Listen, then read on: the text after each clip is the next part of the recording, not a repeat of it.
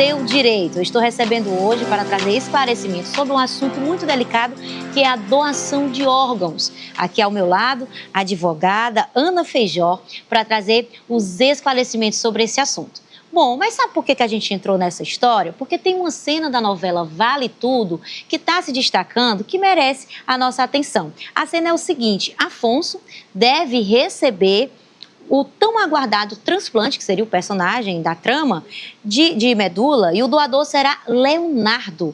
Leonardo, há mais de 10 anos, sofreu um grave acidente de carro e não responde a nenhum estímulo. Leonardo, porém, tem essas sequelas do acidente e ele ficou tetraplégico e não consegue se comunicar com ninguém. Nesse caso, ele pode ser um doador de órgão? Você já pensou sobre isso? Em várias ocasiões, os familiares afirmam que sequer sabem se o Leonardo, o personagem da trama, entende o que está acontecendo, o que é dito por eles. Nessa condição, sem expressar nenhum consentimento, ele poderia realmente doar a medula a Afonso? Olha que situação, que debate necessário. Bora esclarecer essa história? Doutora Ana Feijó, bem-vinda ao programa Revista. Como que fica esse imbróglio, minha querida? Bom dia, obrigada mais uma vez, né? A gente está aqui.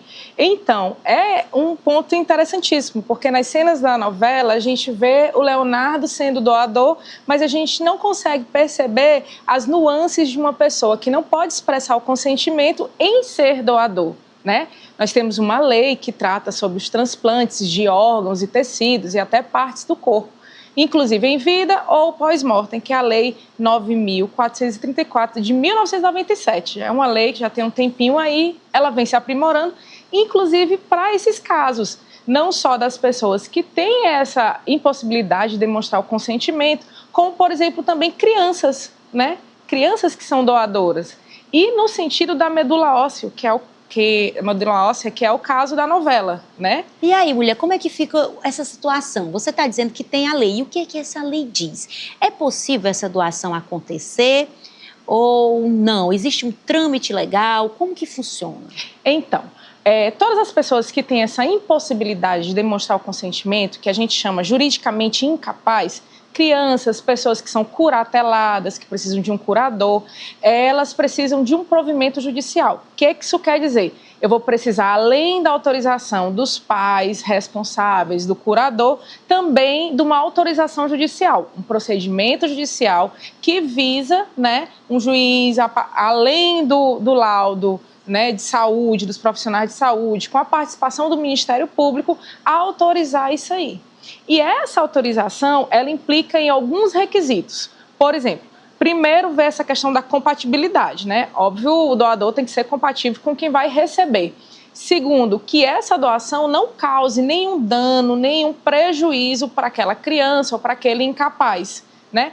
Via de regra, não cause prejuízo para ninguém, mesmo que você não seja incapaz. Mas, por exemplo, no caso da novela, que é a medula óssea, que a gente precisa explicar, né? A medula óssea nada tem a ver com a medula da coluna. A medula óssea é um tecido, é onde gera o sangue, é onde vem aí a fabricação dos glóbulos brancos, dos glóbulos vermelhos. E ela é uma retirada, né? Não causa nenhum dano irreversível.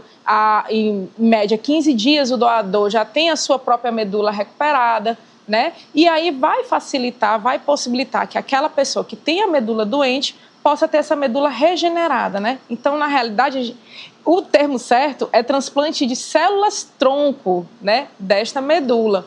Então, é uma doação que não causa dano e, por isso, pode ser feita com autorização judicial, claro. Ainda dentro desse protocolo, dentro desse assunto da doação de órgão, quando, por exemplo, alguém tem a morte encefálica, é quando não tem mais ali vida no cérebro e os médicos declaram a morte encefálica, e a pessoa pode se tornar um doador de órgão. Porque tem o coração, tem os olhos, tem, enfim, todo o resto do corpo que está funcionando e poderia ser um doador em potencial. Segue-se protocolo parecido ou isso quem decide é a equipe médica? Então, primeiro, né, saber a compatibilidade. Segundo, se você é doador de órgãos, é importante que a sua família saiba que você é doador de órgãos.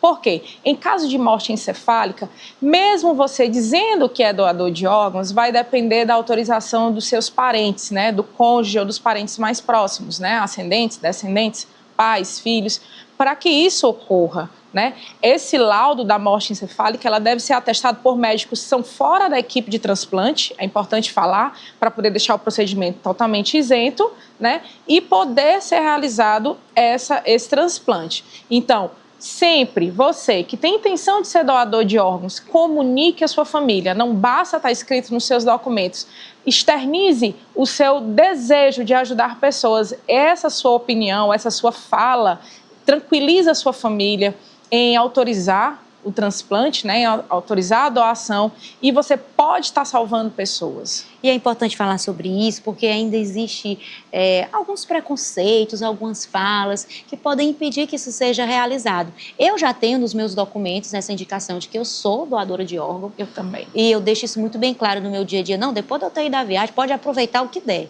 Pode deixar aí para o povo, porque não tem para mim, na minha opinião pessoal, nenhum sentido eu levar um pedaço para debaixo do chão que pode ser útil para outra pessoa, já que para mim não tem mais como eu levantar daquela situação.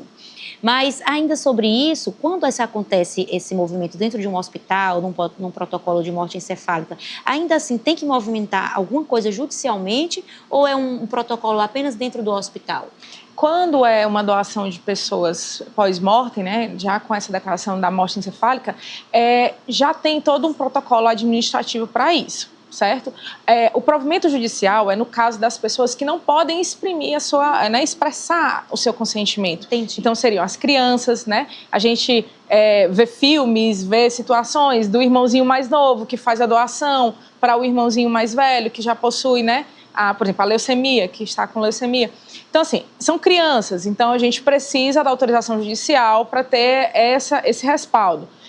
Uma pessoa, como no caso do personagem Leonardo, a família não sabe nem quando ele pede água, né, dentro da trama. Então, isso precisa também ter essa autorização judicial. Agora, na morte encefálica, é importante a comunicação, né, durante toda a sua vida, para os seus familiares, porque muitas pessoas consideram que abrir o corpo, né, expor os órgãos, fazer essa doação de órgãos é meio que um vilipêndio, que um desrespeito com a pessoa que faleceu. Então, se eu, em vida, chego e falo para minha mãe, para o meu marido, para os meus filhos, que a minha intenção em não sendo possível a minha vida, eu possa, né, tentar fazer com que essa vida continue em outras pessoas, então, deixe isso claro, para que as pessoas se sintam confortáveis, se sintam acolhidas nesse momento, né, que a equipe de transplante vai lá conversar com elas e elas tenham essa segurança de autorizar a doação de seus órgãos.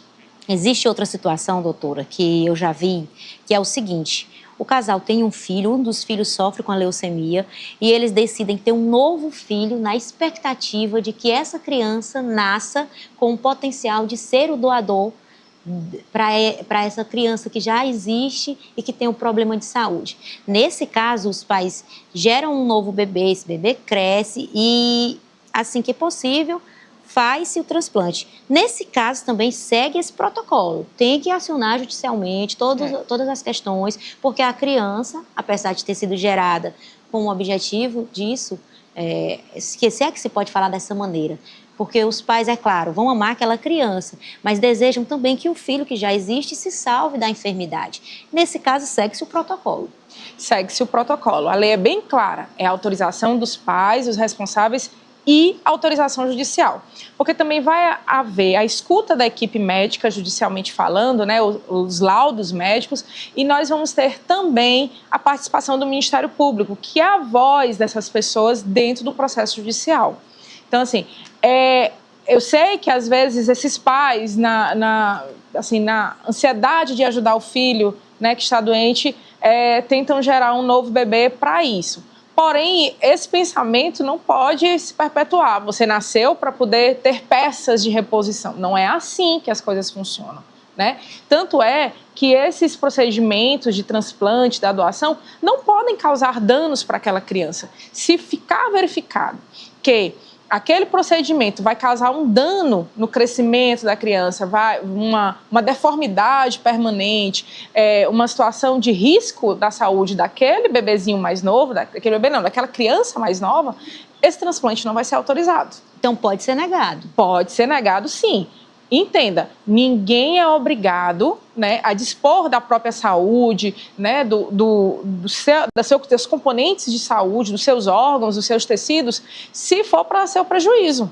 Então, por mais que eu ame o meu irmão, se eu for doar o único rim que eu tenho, não tem como, um rim bom que eu tenho, não tem como me obrigar.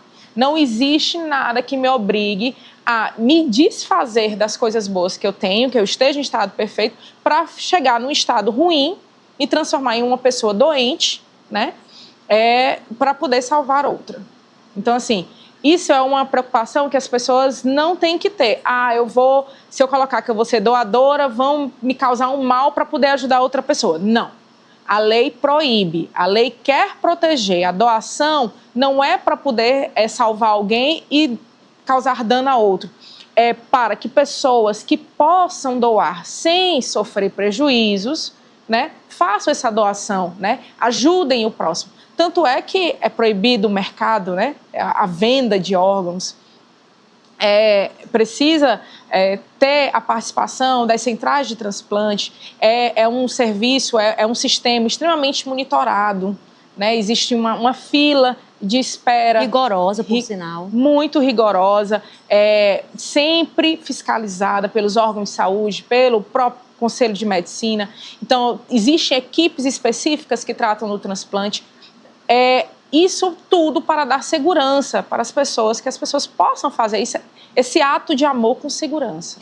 Que conversa importante e necessária. Eu quero agradecer à doutora Ana Feijó pela sua participação. Doutora, muito obrigada pelos esclarecimentos. Eu que agradeço mais uma vez o convite e a gente sempre está disponível para poder trazer essas informações, deixar as pessoas seguras. É um ato de amor, é importante, né? E a sociedade está aí para todo mundo estar junto e poder proteger, né, quem não pode agora falar, mas é um ato de amor, a doação de órgãos. Então não esquece de avisar a sua família.